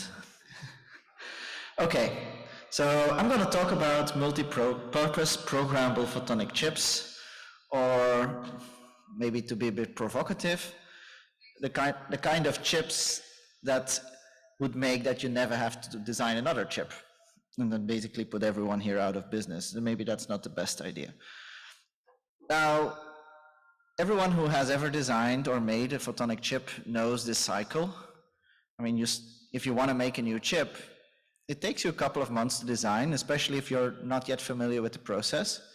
Fabrication today of especially active and complex photonic chips can easily take 6 months, often a year. Then packaging, testing. By the time you know that it works, or that it's roughly what it should do, you're 1 or 2 years further. Okay. It's one like, how many photonics engineers does it take to change a light bulb kind of joke here? But then with the audio, we should have acoustic engineers here. Okay, so if you go through this chip design or chip development process, you quickly run into the problem that making a new chip, testing some new concept easily takes you 2 years and maybe $1 or $2 million. That's kind of costly if you're in a critical product development phase, and time to market is important. Now, we often compare photonics with electronics, and we think we want to see that photonics is going through the same phases as electronics. And indeed, on first sight, we're right. In electronics, we've gone from very simple devices to extremely complicated devices or chips with billions of transistors. While in photonics, we've gone through a similar phase from single laser diodes to silicon photonic chips with tens of thousands of components on them. But if you look at what is possible in electronics, you see that next to application-specific chips, you now have a class of programmable chips that can do many, many different things that were not predefined when this chip was designed. In photonics today, almost all photonic chips that are being made today are application-specific photonic ICs. There's not really a thing like a programmable photonic IC that can be used for all these kind of different applications. And that's quite problematic, because in electronics, these programmable ICs are exactly the components that allow you to rapidly prototype a new concept. So where are the photonic processor or the photonic FPGAs or the universal photonic circuits that can be reconfigured in software to perform different functions and essentially cut short your entire development cycle? Now, okay, what would be the concept of such a programmable photonic chip? Well, it would be a chip that looks a bit like this, where you have optical inputs and outputs, but also high-speed inputs and outputs in the form of modulators and detectors, because photonics tends to be really good at high-speed signals. And in the center, you have a programmable waveguide mesh that allows you to process the light by configuring it in software. So basically, electrically addressing couplers so you can route your light through your mesh, basically switch your light through a different path if you want to. Also do partial coupling so you can also split your light over multiple paths and perform multiple functions, including interferometers and resonators, which you can use for wavelength filtering. So a chip like that would allow you to basically, without a pre-configuration, you get the chip and then you can configure it to perform filtering functions, splitting functions, and all kinds of things that photonics tends to be good at. Now, at the core of such a chip is what we call an optical gate. It's essentially a little component that allows you to take light from two inputs and arbitrarily mix it in a linear combination with both amplitude and phase control. So such an optical gate, for that you only need 2 photonic building blocks. That's the only thing you need. You don't need very, very complex devices. you need a phase shifter, and you need a tunable coupler. Now, one key element in this is that these gates need to be really, really good. If you saw my picture a couple of slides back, your light has to traverse tens or maybe hundreds of these gates. So you want them to have a very low optical loss, preferably also a short optical length, a small footprint, and low or zero electrical power consumption. And at the same time, you need to be able to integrate many of them, so you need good yield. You need to bring all these electrical controls to the outside world and connect them to electrical driving circuits. You need to have monitoring on the chip, and you need the control algorithms to make everything work. And that's quite a challenge, because to get a universal or programmable photonic chip, you need everything brought together. So if you now take one of these programmable photonic chips, that means you need hundreds of active elements. You need the photodetectors, you need the modulators, you need high-speed detectors, and everything needs to work, including its packaging and electronics. So that means that we need, on the packaging side, packaging to a scale that has not yet been done before, or at least only in a few cases. We saw the example of PICs a bit earlier today, where indeed it was a kind of a programmable photonic chip with thousands of electrical connections. And that's exactly the kind of thing that we need, but we need to bring it down to a scale that is usable for many applications. So you need the integration of a light source in the system. You need the integration of high-speed inputs and outputs as well. But next to that hardware, these hardware interfaces, you also need for programmable photonics something that most photonics has never encountered, and that's software layers. Not just for software for design and simulation, but software that actually completely governs this photonic chip, that allows the user to define feedback loops, configuration algorithms, and also development and debug tools, just like you get when you buy an electronic processor or an electronic FPGA. You need a development environment for the general user. So the idea of these programmable photonic chips is that you can use them in many scenarios. I mean, it only makes sense to make a general purpose chip if it's useful for different applications.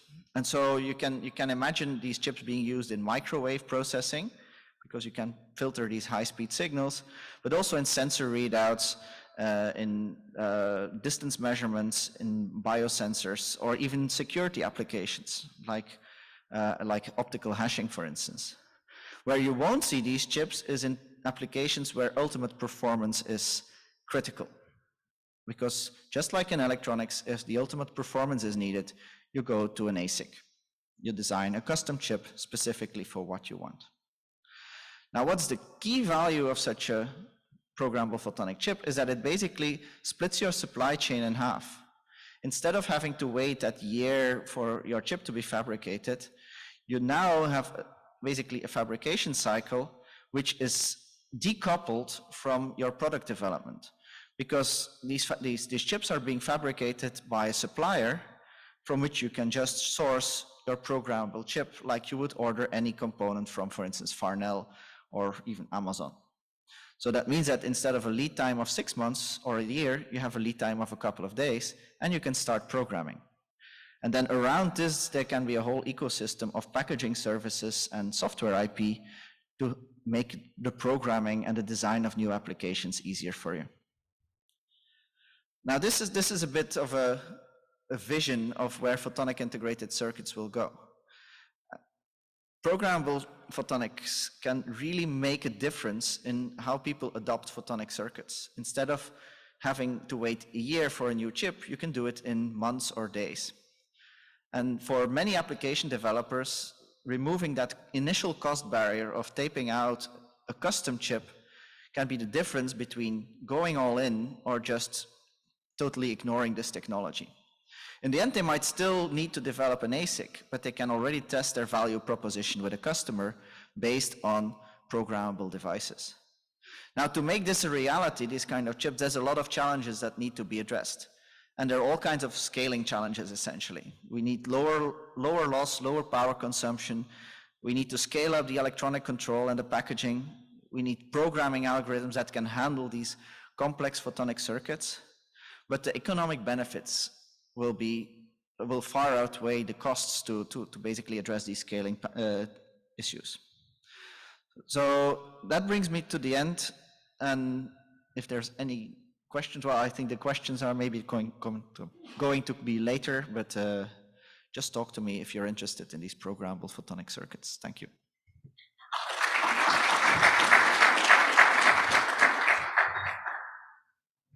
So then next we have Zach Vernon from Xanadu in Canada, loud and clear. So the floor is yours. Okay, thanks very much, Eric. And let me also take the moment to thank the organizers for the opportunity to speak with you today, and also apologize for my virtual participation. And I know it's not so easy to run a hybrid format conference, but so far going quite well and really enjoying the talk. So let me begin. I'm going to be speaking to you about fault-tolerant photonic quantum computing, in particular the work that we do at Xanadu. I'll start off with a little bit about us. So we're a company based in Toronto, Canada. We've been around for just around 5 years now. Venture-backed, raised a considerable amount of capital, 145 million US in venture financing, venture capital. And our mission is to build quantum computers that are useful and available to people everywhere. That might sound a little mundane, but there's a lot of thought put into those two adjectives, useful and available, and they have very important corollaries at the level of designing chips and making very key technological decisions. So I'm going to tell you a bit about that path today. So let me go back in time a little bit. This is well before my time, or year 2000, and this is when quantum computing had been established as a field, but certainly hadn't been taken seriously at a commercial scale yet. Still around 10 years before that would happen. And at the time, there was a lot of debate about what platforms could be used to make qubits. And quite famously, David DiVincenzo, then working at IBM, again, before they had seriously taken on quantum computing as a commercial effort, was trying to elucidate what the requirements were for a promising qubit platform. And he wrote down a bunch that all make sense. But very interesting is he wrote down also some desiderata, things that were nice to have for a qubit platform, but weren't necessarily considered as core requirements. And these were the ability to interconvert stationary and flying qubits, and the ability to faithfully transmit those qubits between specified location. In other words, the ability to network together quantum computers or modules, sub-processors within a larger quantum computer, to be able to actually have these processors exchange information, even at the level of a local data center, right? Not necessarily at long distances. So this is considered maybe not strictly necessary. However, fast forward 22 years, and it's now number of different platforms under serious consideration for delivering a quantum computer, photonics being one of them. And that nice to have is really proven to be a need to have, something that's going to be necessary for scaling up quantum computers to achieve sizes that are actually useful for practical applications. So one of the nice things about photonics is that it really gives you this capability for free, as I'll tell you about. So the pros of photonics are obviously, I'm a bit biased, but quite a few. The operating environment that photonics gives you as compared to the two, I would say, other leading platforms for quantum computing, that being superconducting and trapped ion-based platforms. You can do most everything at room temperature without vacuum. Not everything, there are some caveats like photodetection that still has to happen in a cryostat, but much less demanding than the other two. It's very compatible with chip integration. I won't go so far as to say CMOS compatible. That's a bit of a dirty word in photonics, of course, but certainly compatible with modern CMOS fabs and photonics lines that have spun out of them. And again, that feature is not shared by other approaches. Photonics, and this is back to the earlier point I was making, it scales a lot better, right? You have this modularity by the ability to use optical fiber to transmit your qubits. The same optical fiber that's transmitting this talk from Toronto over there to the West Coast. We also get to benefit from the optical telecom industry. We don't have to invent the laser or fiber optics or beam splitters. These things were given to us by the many billions that are invested from typically and historically from the telecommunications industry. And photonics also has a case for ultimately faster quantum computers just due to the broad bandwidths that photonic modes can admit. You can run faster clock speeds with a photonic quantum computer than with other approaches. Of course, nothing comes for free, and there are cons. I would say the two drawbacks to using photonics is platform simplicity and component count. It's difficult to do everything you need using one chip and one material platform. You can't do everything just using silicon, for example. So that leads us to heterogeneous integration and multi-chip architectures that ultimately do use different material platforms together. And one of the drawbacks of photonics is you generally have very large component counts per qubit. And that's due to the aspect of in photonics, you always have some probabilistic element if you're going to do quantum computing. You can't do everything deterministically. But luckily, chip integration, I would say, comes and solves both of these problems. I like to position photonics relative to other technological platforms for quantum computing using this kind of diagram. And what I'm trying to say here is that all roads are leading to the same place, and that's the universal fault-tolerant quantum computer that is suspected and expected to actually return on investment and really unlock the highest value application spaces that quantum computing offers. But that photonics takes a different road to that end location. In particular, it gives us different near-term applications as compared to the other approaches. But it also gives us different ways of synthesizing qubits that are useful and in fact needed in order to reach a fault-tolerant quantum computer. And fault tolerance, again, is really that necessary feature that is required to unlock the high-value applications, the things if you hear about drug design or chemistry problems and simulations being executed on a quantum computer that requires fault tolerance and error correction. So photonics gives us different ways to get there, and it's sort of a scenic route. You get applications that are not accessible to the superconducting trapped ion spin and more traditional platforms for quantum computing. So I'm going to tell you about both of these here. This Gaussian boson sampling, a little bit more importantly about the ability to how we generate GKP qubits and how those are used to actually build a fault-tolerant quantum computer in the context of photonic integration. So going back a couple of years now to, I guess, our first publicly released product, and this was our X8 chip that's on the top left. This is a silicon nitride device. It's called a Gaussian boson sampler. More or less means that you synthesize a bunch of optical squeeze states, entangle them using a programmable interferometer. It's a similar kind of network to what Professor Bogarts was talking about in the previous talk. And then you send them off to detectors. And by encoding different information in that network, you can execute different applications and load your data. So that was an 8-mode chip, 4 spatial modes, 2 frequencies, and it was actually the first photonic quantum computer available for cloud access. It still is there. You can go on our cloud platform, and anyone around the world can actually program this device. We took it for a test drive about a year ago and had a paper published. You can look it up here. It's in Nature, really kind of showing the basic applications. And this is something that's still very much a near-term device for research use. It's not going to solve any really high-value problems. But it was a very strong case that photonics can deliver the sort of stability needed. And since then, we've been scaling up. And for example, we have a chip that's gone up a factor of about 5. And we have an X40 chip with 40 modes accessible. Again, 20 is spatial in this case, and 2 frequency. So we can continue on that path of scaling up and going to ever larger chips. Not the best choice necessarily. So instead, we're sort of trying to accelerate toward our fault-tolerant end goal, our holy grail. And the way to do that is actually take the devices like the X8 chip, small Gaussian boson sampling devices, small programmable photonic quantum computers, and use them to synthesize GKP qubits. GKP qubits are a better kind of qubit in a sense. They give you access to multiple photons and different types of encodings that you can use to achieve error correction. The nice thing about GKP qubits is that you can synthesize them using small modules, these X8 chips. This is kind of what the system looks like. A render, essentially a large number of modules, large number of silicon nitride chips sitting on top of, regular circuit board at room temperature, being fed into a multiplexer, which boosts the probability of success. So this is where the non-determinacy comes in our architecture. And the point of that is to take a large number of these GKP qubits and some squeeze states as well, and entangle them all together into a 3-dimensional cluster state. And that's represented here on the right. Vertical direction is time, horizontal direction is space. You can think of this cluster being generated on the fly and then constantly propagating and being measured.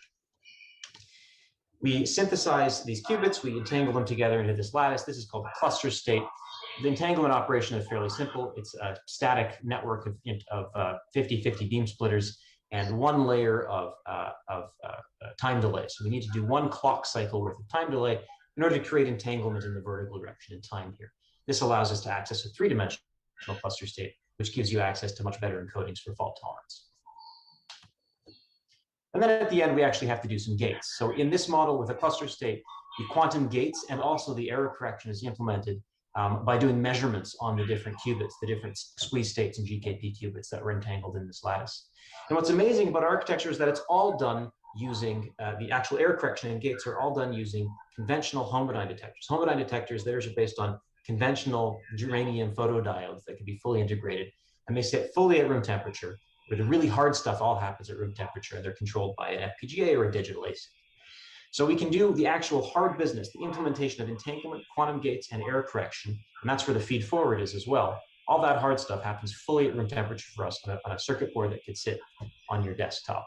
And that's really the power of, I would say, technologically, the value proposition of our architecture for executing quantum computing using photonics. This is all done with very conventional silicon and silicon nitride primarily platforms. I'm out of time, so I'm going to leave you with one final thought here. Often asked, what is a quantum computer actually going to look like? Well, a useful quantum computer is going to look like not something that sits on your desk, but very much a data center proposition. So another sort of related topic is, when does volume become an issue or a question for building a photonic quantum computer? And the answer is pretty much right away. To build one useful quantum computer with, say, 1 million qubits, you really do need a data center scale device with many, many thousands of chips, in fact, tens of thousands of chips. So even building 1 or 2 of these machines per year, which we envision and intend to be doing around 2026, 2027, in the next 4 or 5 years, is going to require wafer volumes that are comparable to the present day entire telecom and datacom market for transceivers. So tens of thousands of wafers on 300 millimeter lines per year. So it's very important to think about these things very early, and we're doing so. I will finish up. Thanks very much for your attention. I won't be here for the panel, but if you have any questions, I'm not sure if there's time I can take them right now. I just want to leave an advertisement up here. We're always hiring, especially in the photonic integrated world. No quantum experience required, so email me or check out our careers page. Thanks again.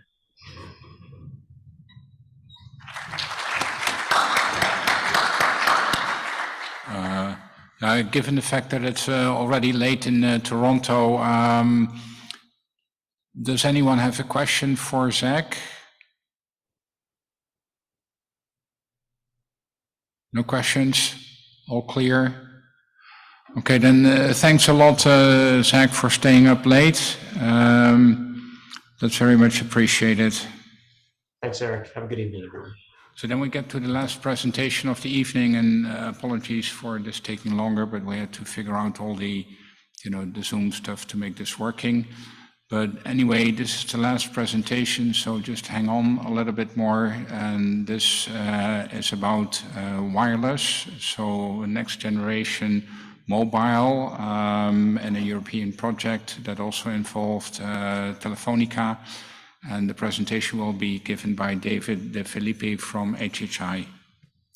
Thanks, Eric, for the kind introduction. And also thanks to the committee for inviting me to give the talk here tonight. So yeah, final talk. I'm going to try to keep it nice and easy so that we can all then enjoy our evenings.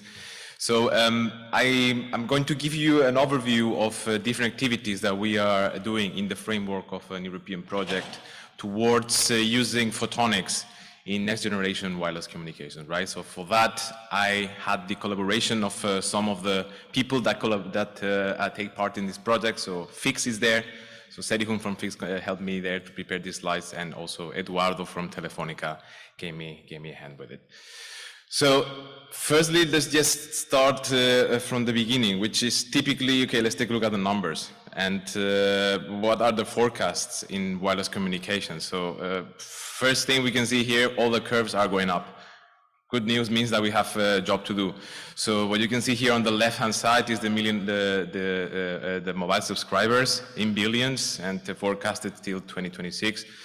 And you can see here that it's growing, and also the 5G subscribers is going to increase by 3.5 billion till then, right? So a lot of people that is going to be having use of those high bandwidth wireless access.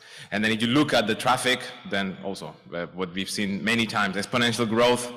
Again, we need to deal with it somehow. So what you can see here in this violet bulk curve is the growth of fixed wireless access, which is mostly given to the rural areas.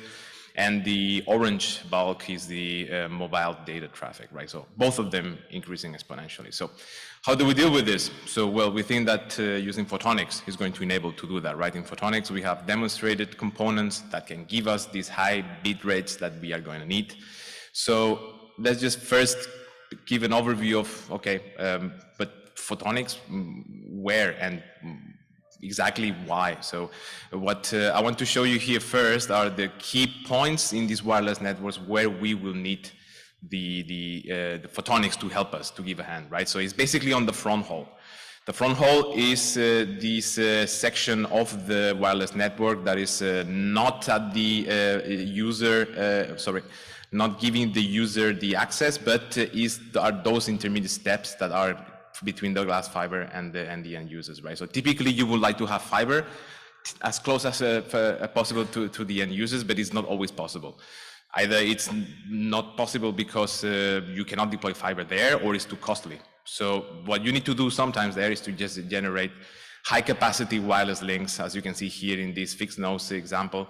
So between the buildings, for example, we need to have like a high capacity wireless link that can then give access to the end users, right?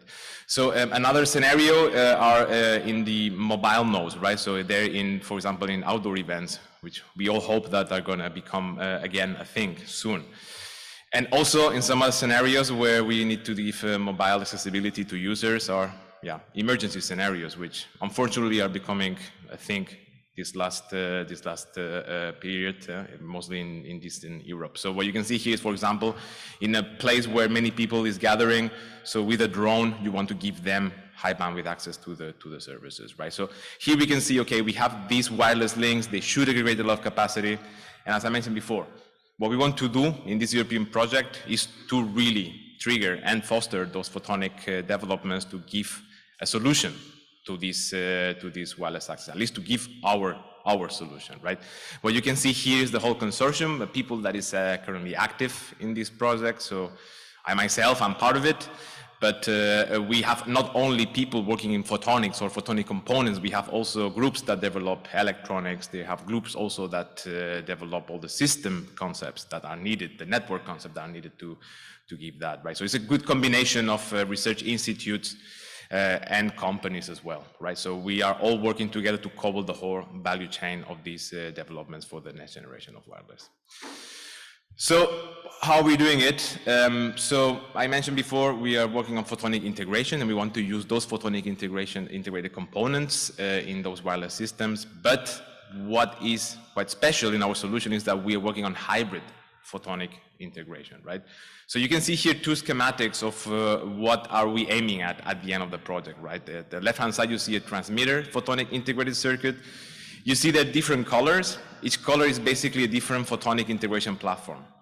So we have HHI's hybrid integration platform called Polyboard, which is based on polymer-based waveguides. We have indium phosphide components for data modulation, also for generating optical frequency comms, which are needed if you want to generate very stable frequencies for the wireless links.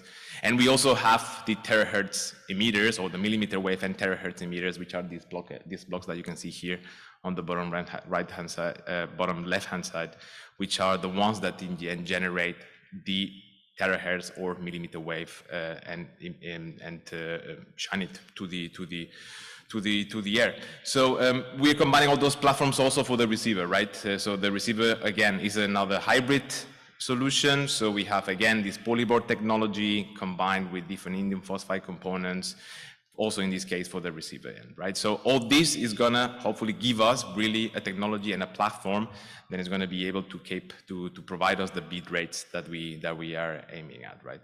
So this is our solution, and you can see here many different colors. I forgot to mention triplex, I'm sorry for that. So triplex is also a key element on the transmitter, right? Because we want to have beamforming on our components, so that's a key element there. So I just want to make sure that I mentioned that. So just so that you guys see, okay, how does that look like? Does that work, that combination of components? Well, yes, and this actually, a lot of it thanks to Fix, who have done very nice packaging work. So also at HHI, we have a lot of expertise in the hybrid photonic integration. And what you can see here on the left-hand side is the transmitter. It's a first generation of transmitter PICs that would enable us to generate on-chip the millimeter wave and terahertz wireless carriers. So we have these polyboard components with the tunable lasers. We have also on them optical isolators. We have then the modulators to generate the data signals. And as mentioned before, we also have the triplex silicon nitride components here from the colleagues from Lyonics. So all this PIC that you can see here is it comprises many different elements, many different parts. So it's hybrid, yes, and the question that you might ask yourself, okay, does this work actually, or do we have light going through these circuits? So yes, the answer is yes. So we have characterized the different building blocks on that PIC. So the lasers, you can see them here characterized on the top right-hand side, so that you can see here the PI curves, you can see here the tuning curves. So those elements are working. And also we have light reaching the terahertz emitter, right? Which is in the end the key thing. If we don't have light there, we will not be able to generate our signal, right? So you can see here that our device is really, really reacting to the lasers that we have implemented on the platform. So we can say the same thing for the receiver end, right? It's again another component comprising different technologies on it. In this first demonstrator that we have developed, we also see that the different functionalities are working, right?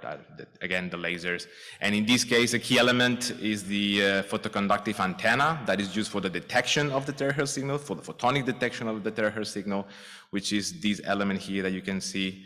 I'm marking it right now with my pointer. This is the element in the end that does that detection of the millimeter wave and wireless. So, and what I can show here on the bottom right-hand side, this is actually the response of that photoconductive antenna to the light coming from the lasers that is needed for the detection. And you can see here that we do have a response, right? So everything is set now to detect terahertz, right? So all that we've done till now is the photonic test of this PIC. In the next step, now that we have everything packaged by PICs, we can really do wireless transmission links with those components.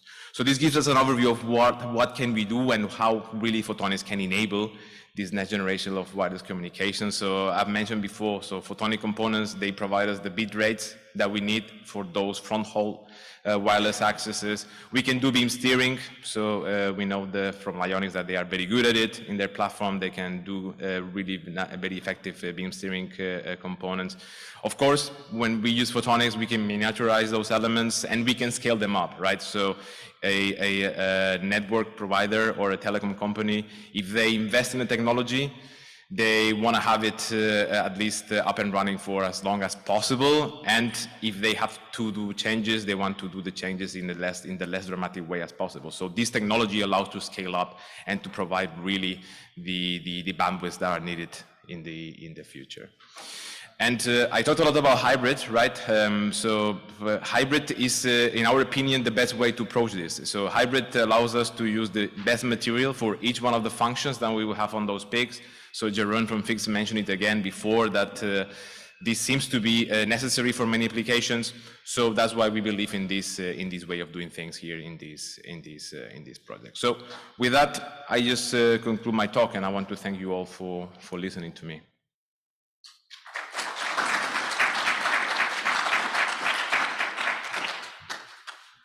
Yeah, so there's now room for some questions and answers. And in principle, they can be asked to any of the presenters here. So either for the design house, indium phosphide, design software packaging, the 4 use case speakers that we had, and also the 3 people that we had for test and measurement. So anyone, questions? And if you have a question, there's 2 mics in the middle. Pavel, you have a question? Okay, then go ahead. Good afternoon, Pavel. Sorry, good evening from Tektronix. I had a question for Inigo. There you go. What is the maximum frequency at which you can now run let's say optical modulations on your process? We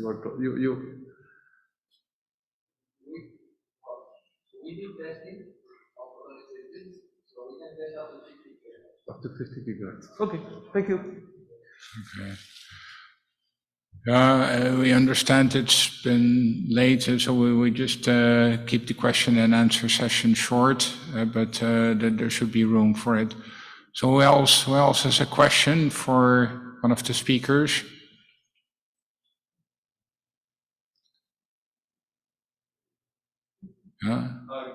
Dominique? Question for Wim. Is Wim here? Oh, there you are. So with the programmable photonics, there's always going to be more loss, isn't there, or some compromise? And everybody whines when we miss by a fraction of dB. So it must be worse for you. Aren't you going to miss by many fractions of a dB? How's this going to play out? Come respond at the mic. That's what I get it. I get the picture. And I get the time to market. I just worry about the throwing away bits of dBs. What do you think? Well, in these programmable photonic chips, we're going to have lots of bits of dBs. Definitely, the losses are going to be significantly higher than what you get in a state-of-the-art custom-designed PIC. But if you look at electronics, it's the same thing. If you buy a program, you're trading flexibility for performance. And so there's quite some applications out there which are not that sensitive to the loss. If you really care about the ultimate low loss, you're not gonna use a programmable PIC. You might prototype it and then start with a more powerful laser to test it out. But then when you put it in an actual product, you're still gonna design an ASIC afterwards. Right. And I got your point that for showing the investors proof of concept and all this makes complete sense. So what are the end use applications where the loss can tolerate a bit more, can be a bit higher and nobody cares? You said there's some. Well, okay, so let's say for instance something like a wavelength meter for a biosensor readout, for instance, or a fiber Bragg rating sensor. You don't really care about the total power consumption of the device because it's a desktop device or something that size. You can prototype it. You might even keep using the programmable chip with that device or with that application if it's good enough. Just in the same way as people use FPGAs, they're not the most. They're definitely inferior in performance to ASICs, but they're still in plenty of applications just because they're good enough. But okay, yeah, I think we're gonna figure out which applications these are if these chips are available. So it's a bit of a chicken and egg problem.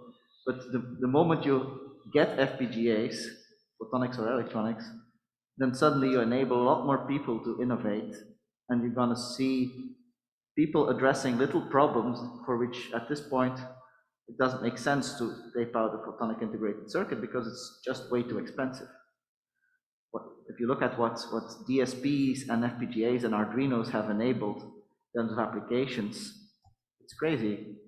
And in photonics, that's not possible today because the price point for a new PIC is just way too high for niche applications to even consider it. Oh, okay. No, that makes sense in the biosensor. I'm so used to the transceiver market where fractions of a dB will kill you, but it makes sense. I can imagine like a LiDAR return loss is 100 dB, so a few more dBs in the chip while you prove it out. That sounds very reasonable. Yes. Okay. So we have also about 4 or 5 people still being online. Do any of the online people have a question for any of the authors?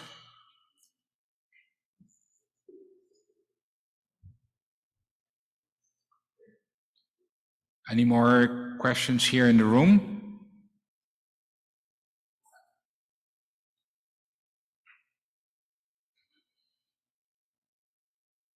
No more questions from everyone?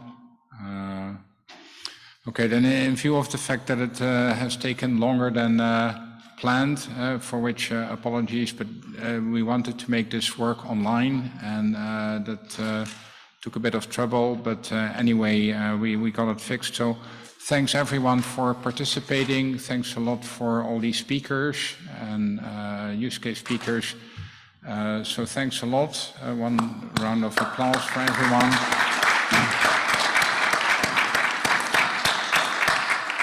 And then have a great evening all.